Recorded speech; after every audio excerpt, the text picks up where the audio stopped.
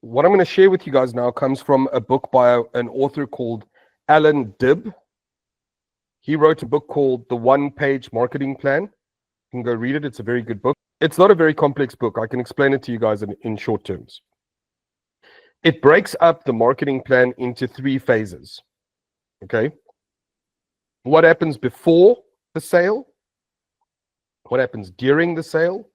And what happens after the sale? Okay? Before you make a sale, broke it up into 3 pieces. Okay, so we're going to have 9 blocks in total. And today we're just going to focus on what happens before the sale. Okay, so before you make the sale, you need to say, or you need to ask a question. And this 3-step process is for everything, right? It's for making a social media post. It's for designing a brochure. It's for everything. Anything you do in marketing. Who am I talking to? In other words, target audience or customer avatar, or some people call it target market. Okay, depending on what you're selling, right? If you're selling B2B and you're doing more sales-based stuff, you're going to look at target or customer avatar. If you're selling chips and sweets and like long tail stuff, you're going to look at an entire market.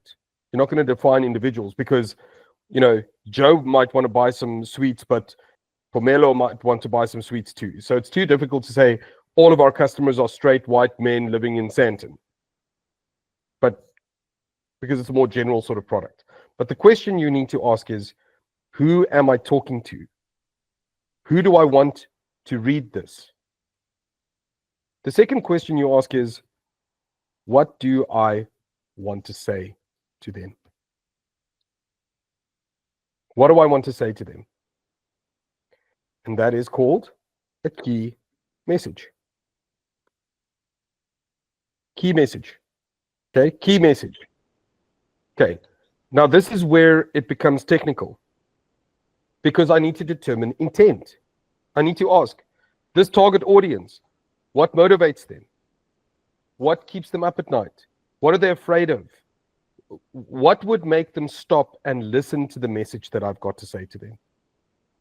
And then finally, say, where will they be to hear the message? This is platforms.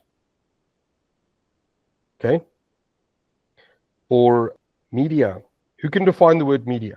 Mass communication. It's purpose of mass communication. Yeah, I think it is something like mass communications. It's all forms of media. So it could be publishing. I think marketing is a form of it. Like TV, broadcasting is a form of it. Okay, if you want to go to the real basic thing, media is the plural, the singular is medium, right? And it just basically means a means of doing something.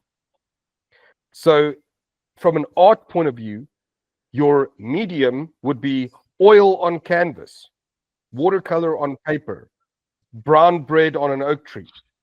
Medium is the means by which you do something. So if I'm going to choose to paint a painting, am I doing watercolor on canvas, or am I going to do oil or watercolor on paper, or am I doing oil on canvas? Or am I going to do old broken cell phones on a plastic Perspex backboard and I'm going to stick them on there with hot glue? That's also a media. It's one of the mediums I could work on. Now let's take this to a digital context. Social media. What are examples of social media or social media? Facebook, Instagram, LinkedIn. Why is it social? Because people can talk to each other. This is literally the difference between Internet 1.0, 2.0, 3.0. In Internet 1.0, you could put a website on the Internet, but no one could talk back to you through the website. Then Web 2.0 came along and we could start talking to each other. In other words, peer-to-peer.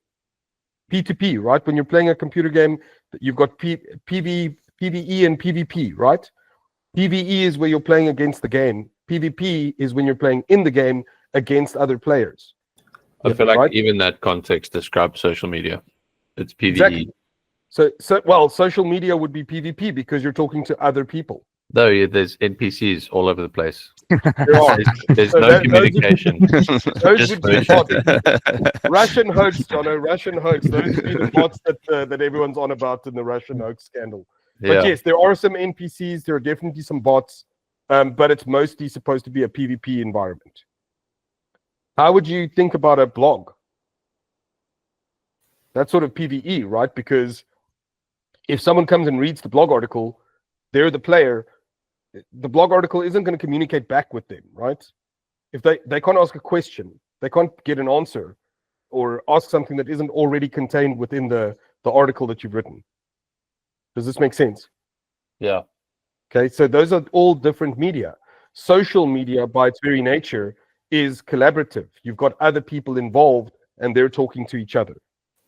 Where something like blog articles and web design and even a brochure, that's all one-way traffic.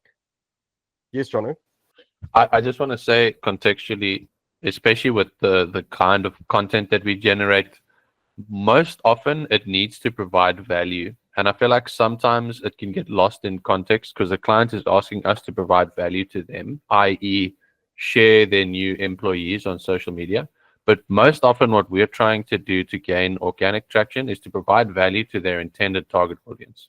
So generally, that's why, for example, on social media, funny videos are the ones that get the most watches because there's humor, there's a laugh, there's like a positive kind of emanation of feeling that comes from those things. So the contextual layer here is almost always value. Like, how do you provide value contextually to whether it be the client or the intended target audience? Yeah, so let's take that to the different marketing products that we sell, Jono. It's a very good point. So how would you create value with an email? If you do email marketing, there's an old term that says, if you want successful email marketing, you have to create value in the inbox, right? So how would anyone, how would you create value in someone's inbox? And before you answer, think about yourselves. Who here doesn't have a personal email account? We all do, right? I'm sure you all get email marketing in your inbox sometimes, right? Yes? Okay. Which times do you stop and say, wait a minute, let me read this before you delete it? The subject line that you see next to the Okay, but what does the subject line say? You've probably gone and signed yourself up to a number of things that are interesting to you. And if it says save 20% or special or free, right? Why? Now let's do this in reverse. Okay, so the medium was email marketing. Let's go in reverse. What was the key message, or what was the keyword? The keyword was 20% off on Blender. That was the key message on insert plugin name, right? That was the key message. And now let's go backwards. Who is the target audience? Someone who uses Blender every day, a video producer, right? Let's go someone else. Jody, when's the last time you stopped and engaged on a social media post? Last night. Okay, I hope it's not personal, but what did you stop and engage with? It was an advert about a Earth Dance festival, about a competition. Okay, so it was a competition for Earth Dance tickets. So what was the media, Jody? I was on Instagram. Instagram. Okay, Yes. so we've got Insta. Okay, what was the key message or the search term that made you stop? Win a prize. Win a prize. What else did it say? Because I mean, if it was from Lawnmower Center, would you have stopped? No. Earth Dance is something I'm interested in. So your keywords was Earth Dance. That was one of the keywords. And the second one was win a prize. Yeah. What was the prize? Tickets, I'm assuming. It was tickets, hampers, necklaces, goodie bags. Yeah, that's cool. That's cool. So in other words, the keyword was actually Earth Dance. Yeah. And the search term was win Earth Dance hampers. So this is a bit in reverse because we're not really using a search term, right? A search term is specific for what you're going to put into Google. Social media doesn't really work that way because you're not really going to search, is there is Earth Dance having a competition where I could win a prize. Yeah. But you're not going to search that because you wouldn't even know to search for that in the first place. Do you see the difference between inbound marketing versus outbound marketing? Outbound, I've got to show them, hey, you can win a prize, click here. Inbound marketing, people are looking for me. You see the difference in intent? With outbound, you have to create value. You have to attract people back to you. With inbound, they're already attracted to you because they're already searching for it. All you have to do is present the message correctly. Social media, Instagram, your search term, your keyword, key message was win a hamper for Earth Dance. Then, who's the target audience? People who like Earth Dance. Let's take it a step further, okay? People who like Earth Dance. Who are the typical people that like Earth Dance? Hippies. Hippies. Yeah. Okay, so let's build out a customer avatar of this festival hippie who likes to drink and dance. Okay, let's ask the question. What are they afraid of? FOMO. Yes. Fear of missing out. I'm afraid that I'm going to miss out on this. I might not have enough money to go to Earth Dance this year. Let me click on this. Maybe I'll win the prize. Then I don't have to pay and I can go to Earth Dance in any case. That is exactly what that marketer who is working on Earth Dance, because it was someone like you, Jody. Someone like you sat and made that social media post and posted it. Yeah. And they thought about it. They thought about, hey, that Jody hippie, that chick is going to want to go, but she's might not have enough money. So if I create a prize, what am I going to get out of this? She got you to engage. And I'm assuming it's a her because I think Jono knows the girl who does the marketing for Earth Dance, but Yeah, I'm assuming it's a girl, right? So she's going to get a lot of people to visit the website. She's going to get a lot of people to create engagement on social media. So in other words, she's going to get more reach. She's going to get a bunch of people to actually know, oh, Earth Dance is happening at this date. So even if I've got enough money to go, I don't care for the prize, but all of my friends are engaging on this. So all of a sudden I'm like, I'm not going to miss this. I see all of my mates are going. I'm also not going to miss this. So all of a sudden I've expanded my reach. So now that we've done it in reverse a couple of times, okay, we've done it in reverse. The real trick is for you guys, as people that work in a marketing company, to not do it in reverse, but to do it in the right order. So there's really three components. Who am I talking to? What do I want to say to them? Where are they going to be so that they can hear what I'm saying? That's who, what, where. Very simple. The middle phase, it's very simple. How do I capture leads? How do I nurture leads? How do I close leads? Capture, nurture, close. And after, how do I make it memorable? How do I make it referable? And how do I make it world class? Everything that happens before the sale, that's really where we come in. As a company, we're busy with this part primarily, but we do also work on phase 2, which is during the sale, although that is in conjunction with the customer.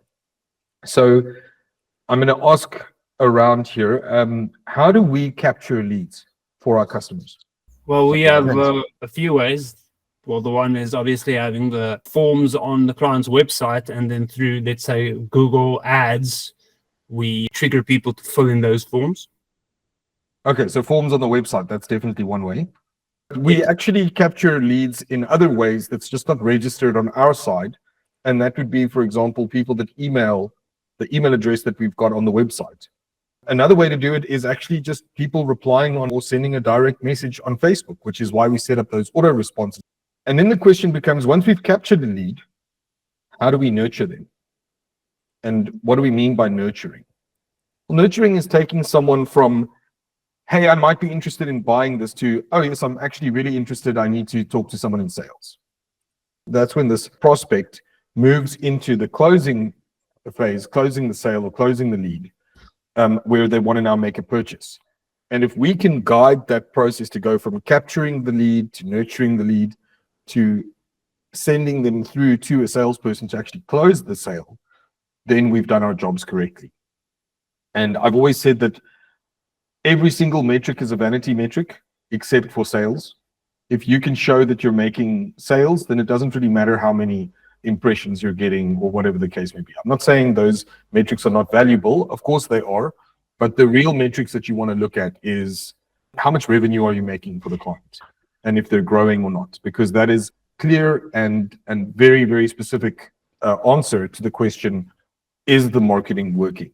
So how do we typically nurture leads? We typically use direct email marketing. So when people join the list or join the list of customers or potential customers who can buy from us, we'll send regular email marketing, right? And when we're not doing email marketing, we send social media posts. And when we're not doing that, we can actually retarget them with advertising. So nurturing the lead is really all about preparing the right materials required. So on our side, we're really just communicating from a marketing point of view, but we're also activating the sales team with things like brochures, presentations, business cards. All of those media points or touch points are used by the sales team to actually move someone from being a lead to being a sale. They've got a presentation that we prepared for the sales team. They've got brochures. They've got all of those different, business cards, email signatures, all of those things. And what we're doing is once someone contacts, they'll set up a meeting. They'll set up a site visit or they'll set up a presentation. And what they'll then do is they'll present the presentation. They'll maybe drop off a brochure. They'll give a business card. And all of that is a way to take someone who's interested all the way through to actually buying something from the company. And that's why we're so serious about branding, right? Branding is all about showing our professionalism, but also giving people a place to sort of think about or to form an impression of what the business is like without them actually having interacted with the company from a sales point of view. So the branding that we do, the sort of touch points that we develop, all form part of a sort of a precursor or an impression that we're creating with the customer before they actually buy something. And that's why we do copywriting. That's why we do web copy. All of that is really, really important because people will revisit the website. If you look at our email marketing stats, you'll see that email marketing will often have a higher open rate than a unique send rate.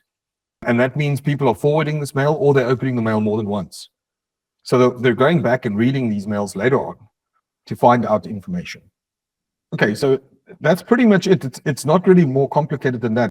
When we're doing marketing, and you'll notice that there's a reason why these columns are sort of built on top of each other. Step 1 here relates to step 1 in phase 2 and step 1 in phase 3. So when we're capturing leads, we can actually see, did we target the correct audience? Or am I capturing a lead that even if I nurture it, it's not becoming a sale? That's where the data comes in. That's why we're doing reporting. And I want you guys to think about the reports that you do. And I want you to think of the reason why I've actually had the team get involved with setting up the reports. Reporting is an opportunity for each person to go and ask these questions. The questions are, did we capture the correct leads? Did the leads lead to more sales? Did the impressions lead to more leads? Basically analyzing the sales funnel or the marketing funnel, whichever you prefer, to see, am I capturing the correct leads? Is my nurturing working? Am I nurturing this client relationship to the point where it's actually becoming a sale? Now, it's difficult to tell because we don't really have the revenue figures, but that's why we ask in the meetings, right? We ask them, how are your sales doing? How's the revenue doing? But also the clients would complain pretty quickly if it wasn't working. How would you determine if a lead was valuable or not? They would convert. They would actually buy something. Exactly. So how do we gauge intent to purchase from the information that we're provided in leads? If someone completes a form on the website, how do we determine if that's someone who's likely to purchase? I always check, are they asking for a product we can supply? Yes, that's exactly what we're advertising. This is exactly the right lead. This person will probably buy. If the salespeople don't mess it up, this person will probably buy. how are you actually determining that? So when you go through the leads, or you're going and setting up your reports, these are the questions you should be asking yourself. You should look at the data that your work has generated, because it's each person here is doing work, right? Ruan, you're doing SEO. This goes back to what sparked this entire thing, putting in keyword in an article, and the keyword was evolving landscape. So, or how will that lead to capturing a valuable, or how would that take us to capturing a valuable lead?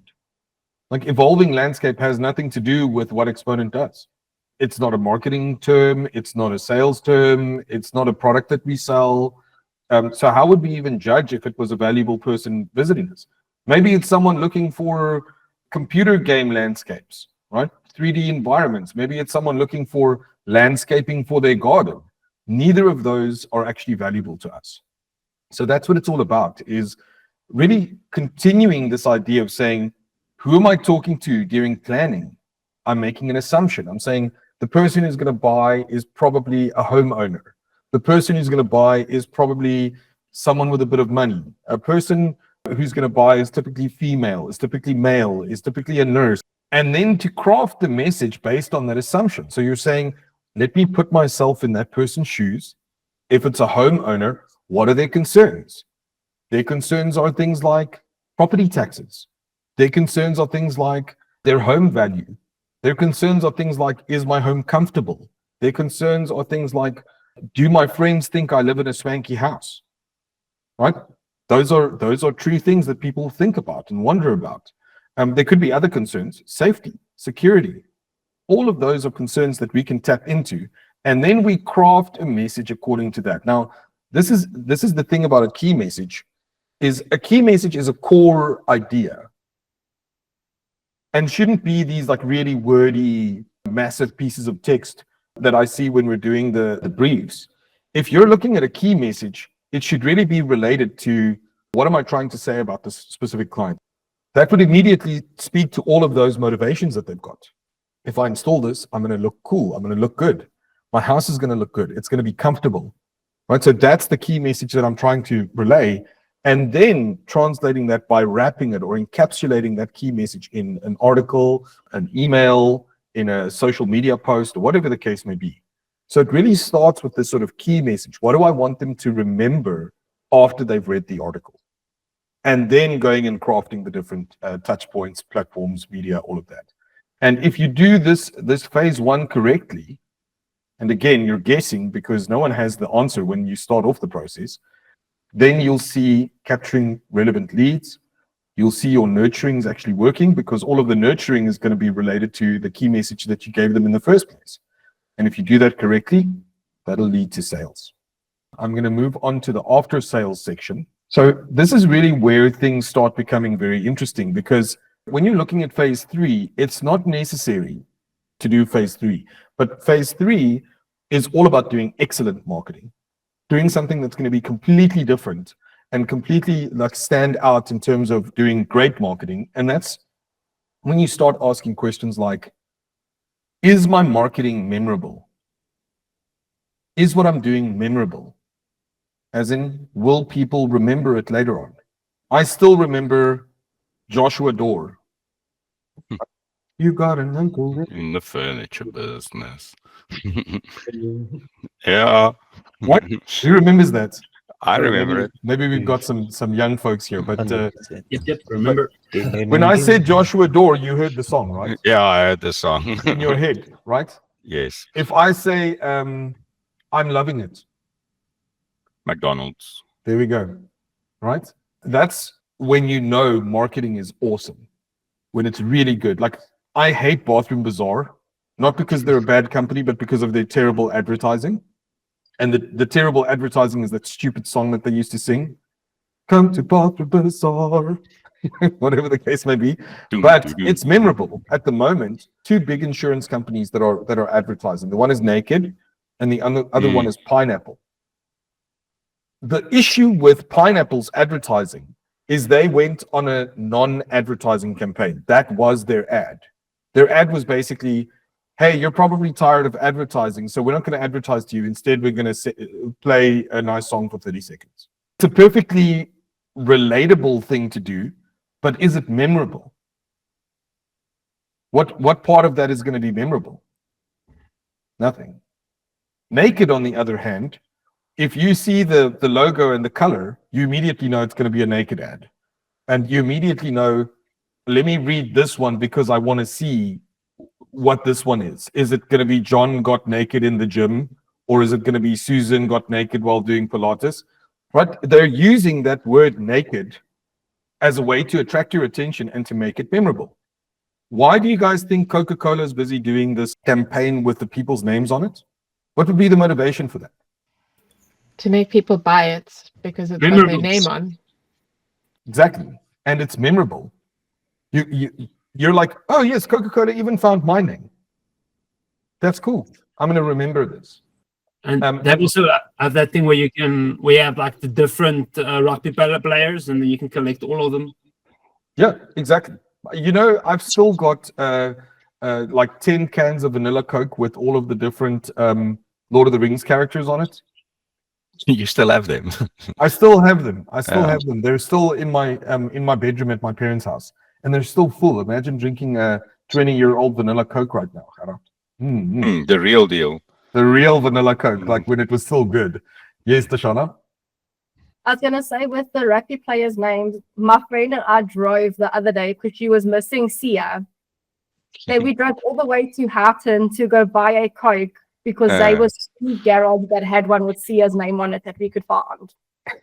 Well, exactly, Nebash. Yeah, but that's exactly that, yeah. Which brings me to my next point, which is it referable? And what do we mean by referable? Right? Referable is, can I explain it to someone else? Now, people talk about word of mouth, right?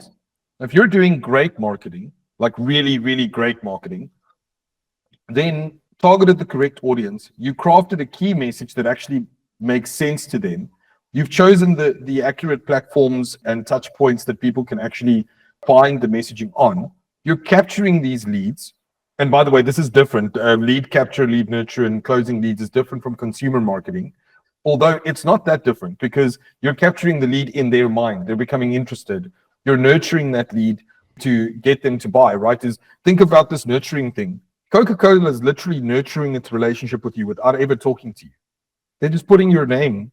They're guessing what your name is and putting it on a label. And that's actually nurturing you because you're like, oh, Coca-Cola is actually... They care about, they at least remembered us Steves, you know, or they at least remembered us Gerards, or they've at least remembered us Sias, whatever the case may be. And that will get you to get in your car and drive to Houghton to go and buy that Coke. They don't need to get 100%. They only need 50 or 60% of the market and they'll still be the biggest. Yes, Jono? I would like to slightly play devil's advocate towards that, you know, and not just for the sake of it, but I think the digital marketing landscape, and especially in context to our client pool, I think there are other things that may be a bit more important than the traditional marketing aspect of the memorability, especially in the digital landscape. And the reason I say this is like, for example, I follow a lot of these SEO guys. I just find it like a really interesting landscape. And 9 times out of 10, all that they are focused on is gaming the system.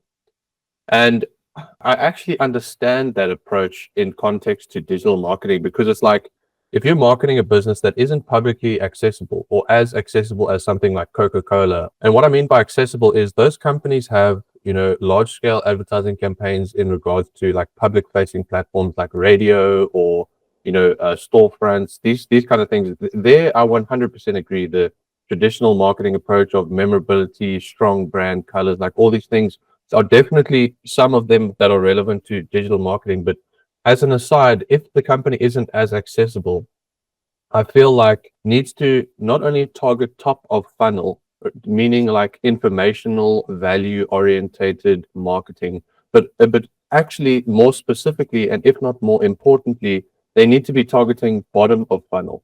And why I say this is like you made the point earlier about how using the keyword evolving landscapes. Yeah. Where, for example, I think that our main priority in regards to the keyword that we should be focusing on, because contextually, the person who just wants to use Google to gain access to a brand that isn't entirely publicly facing or accessible is simply going to search for transactional keywords. and not informational keywords. If somebody, for example, is doing research, they're less likely to be a transactional user. And the other thing in this regard, and again, like I'm really not trying to kind of focus on the trendy aspect, but the top of funnel keywords, so top of funnel focused, value orientated marketing, more often than not is kind of like falling to the wayside. When we provide informationally orientated or value orientated marketing, more often than not, that information gets captured by AI overviews or summaries, if somebody is searching that kind of information. So I would definitely say, like, especially in context to digital marketing, the traditional aspects are important, but not as important as, in particular, even like what you're saying, Barris, is understanding your client's market, your reporting, like what data are we carrying with us to make the decisions that we're making relevant to how valuable is this lead? Is it a warm lead or a cold lead? I kind of like that the distinction of a warm or a cold lead. We should be generating warm leads, and in my purview, just like you said, that should be bottom of funnel as opposed to top of funnel orientated, which has been the tradition for digital marketing. So, Jono, that's not actually a contradiction. I don't think it is, but I that's think not a contradiction. I think that's you're basically saying exactly what I'm saying in terms of the first part. This bottom piece, that let's call it phase 3, is not about making immediate sales. That's what phase 1 and 2 is all about. Yeah. The bottom portion here is all about how do I get people to rebuy after they bought the first time? How do I get people to tell their friends to buy? Yeah. And how do I get people to buy purely based on my reputation? So I'll give you an example. Yeah. There's a world, literally the guy in the Guinness Book of Records for selling the most cars in his career as a car salesman. And when they asked him, "What's your technique? How are you doing this?" He said, "I simply made a shift from thinking, how do I sell them a car now, to how do I sell them their next car?" And you're absolutely right. Is creating value and trust is all about asking questions like, what's going to be valuable to this person going forward? And that's how Xponent sells, by the way. Yeah. We advise people sometimes against buying stuff from us.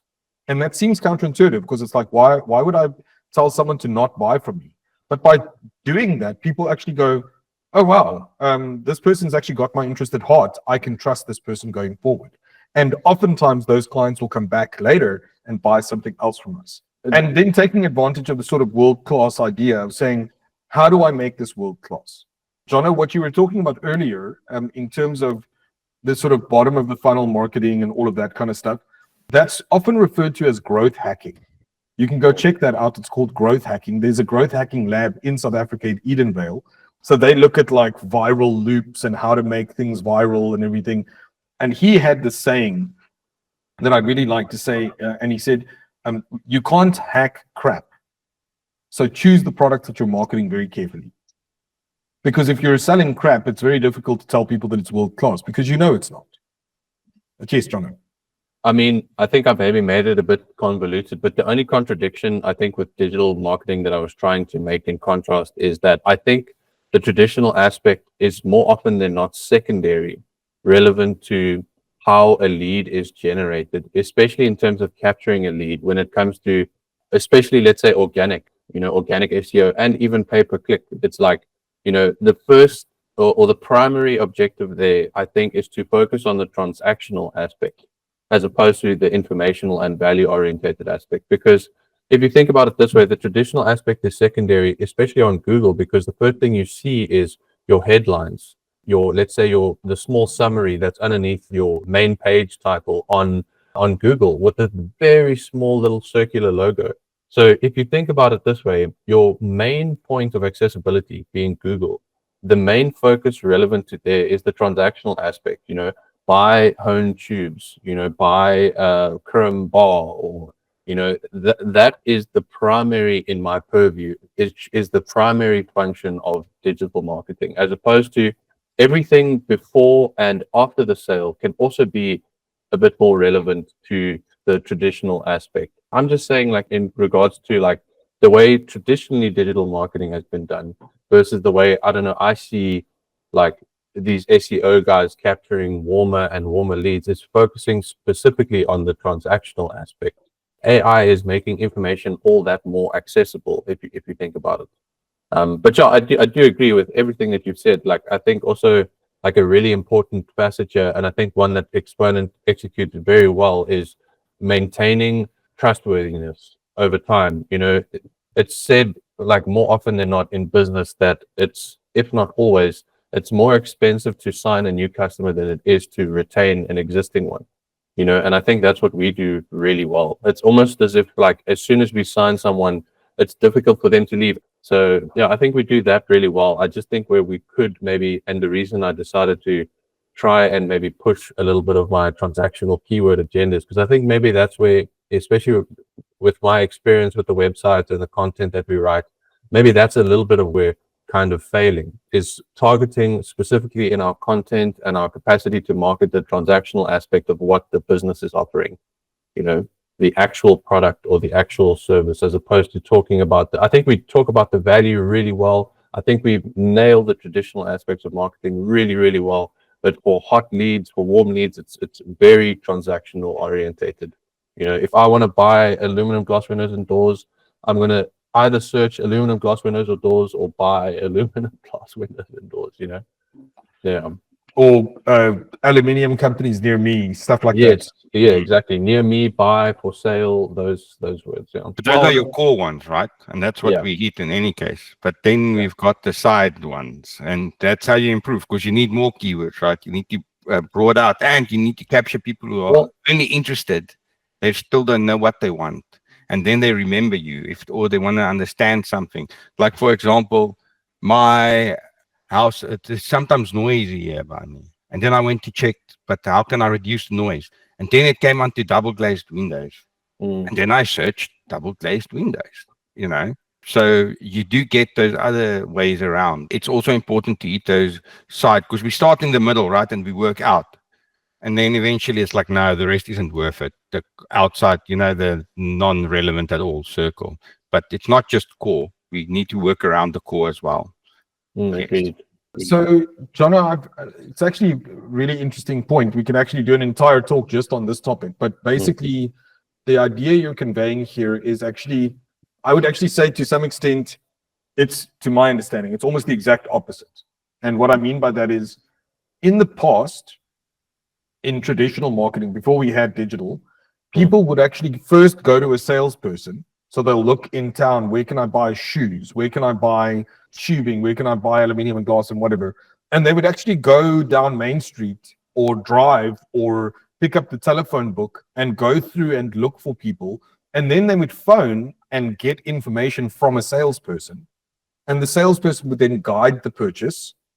And then they would do the consideration phase and sort of bottom of the funnel stuff and eventually get there. So marketing was really simple. Once a year, you phoned the yellow pages, you got the biggest listing you could afford, and then based on that determined how many phone calls you got, if you were a pizza shop or whatever the case may be, or a plumber or whatever the case may be. But in digital marketing, what's changed is people are not phoning a salesperson. And I think you're right in saying that buy glass and aluminium or buy this or buy that. That's really important. And I'll explain why. So it's, instead of phoning a salesperson and getting the advice and then making a decision, people are actually doing the research, making the decision, and then phoning a salesperson. Yeah. So I both agree and disagree with you in that on the agree side, I agree with you that when people are doing a transactional search, when they're saying such and such near me, or best insert company type or category near me, or best in South Africa, those sorts of keywords or search terms that people are using, the moment you do that, then they've actually done their research already. But where am I provided, or where are they doing their research? And so if you've done the marketing correctly, they're really doing a lot of the research on your website. So that's why we write articles comparing different door topologies, or articles on what the difference is between boring and deep hole drilling, so that the customer can actually make up their mind on what they want to buy and then they'll reach out and form the lead. So to some extent, I agree with you, but there's also a part where I disagree with you, where it is really important to do top of the funnel type stuff, like informational articles to allow people to do the research. And if you've done the branding correctly, then you'll be memorable enough so that when they make a purchase decision, you'll capture the lead. Yeah. So it's both. But I do agree with you. Like, let's take the 3 finance companies that we recently signed, right? I don't think the keywords are right. People are finding them because they're looking for a job. They're not finding them because they're looking for an accountant. So that tells me that the keywords are not right because it's attracting the wrong people. We've got the completely wrong keywords because people are looking there to find temporary employment. And that's a problem because if you advertise temporary employment, you're also advertising temporary employment, right? So it's a dual use word that makes it difficult for us to capture the correct people.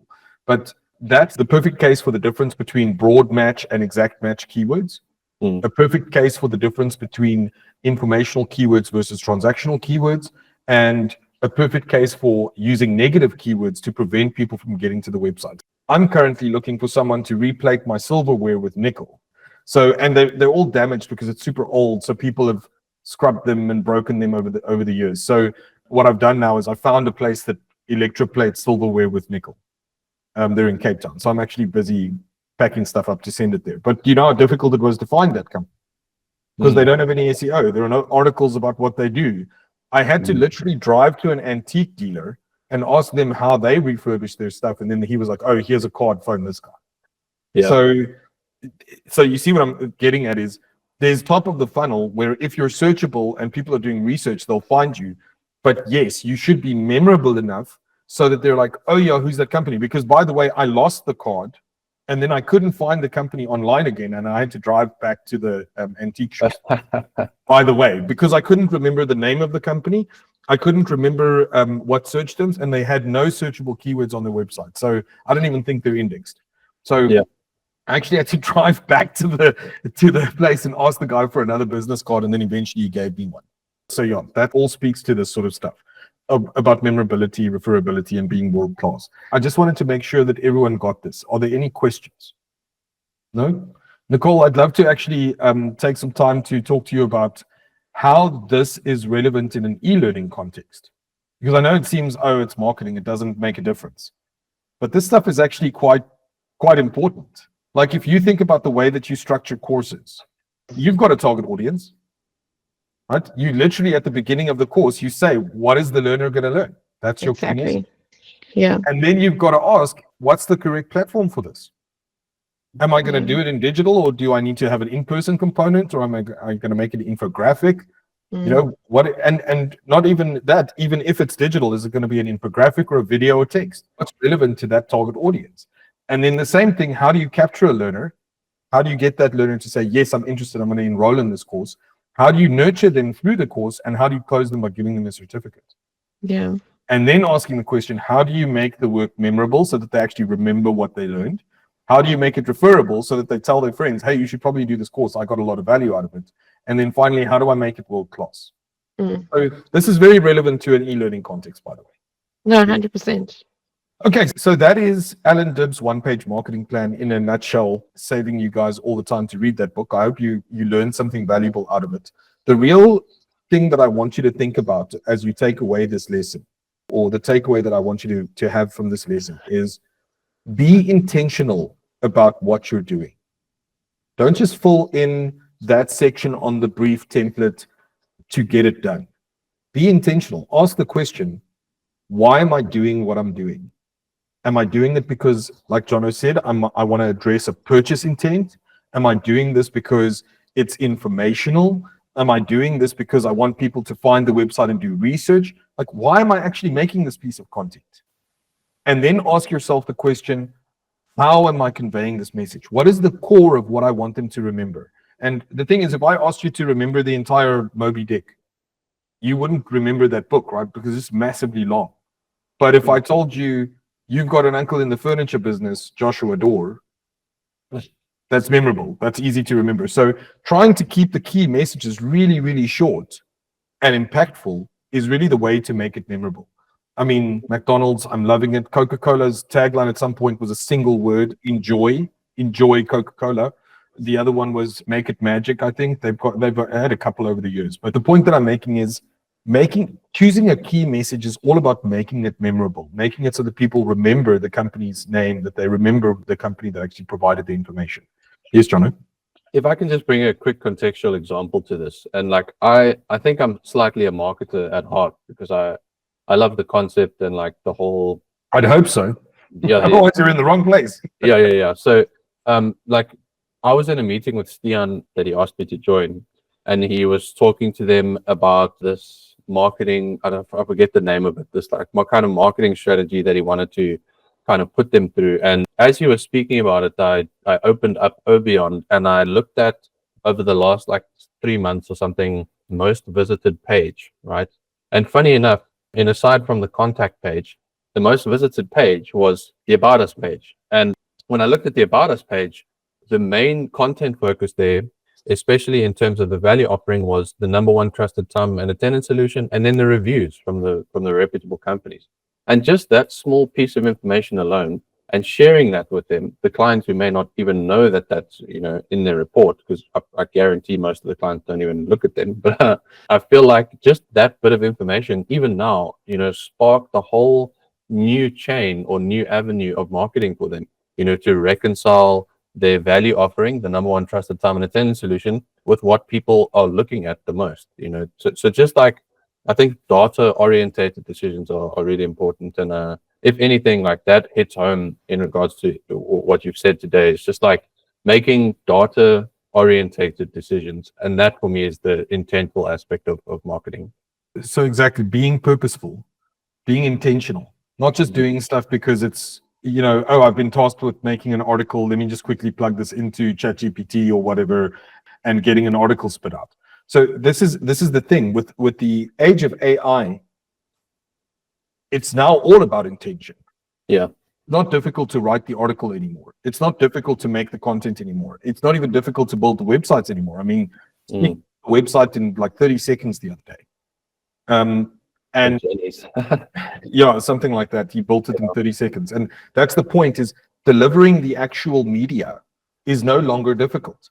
So the thing that's going to distinguish us from other marketing companies is not our ability to deliver content, but rather our ability to have intention about what articles we're delivering. Your ability to think about these sort of esoteric things. Who am I talking to? What are their feelings? What are their thoughts? How do I address that need? How do I show them something that they're going to be attracted to? That's where the real skill is. The skill isn't in making the article anymore. I mean, who here can't write an article in 20 minutes or in 10 minutes? Anyone? So that's not hard, right? Do you think our competitors are not doing that? Of course they are. Our competitors are also using ChatGPT. So the competitive advantage that we need to lock into, that we need to make part of our mental framework, is that intentionality, that purpose, like deciding, why am I making this article? How is this addressing a pain point for a customer? That's going to be the difference between great world-class marketing and just sort of run-of-the-mill ChatGPT marketing. Okay, let's close on that. I hope you guys learned something today. All right, I hope you guys have a great day.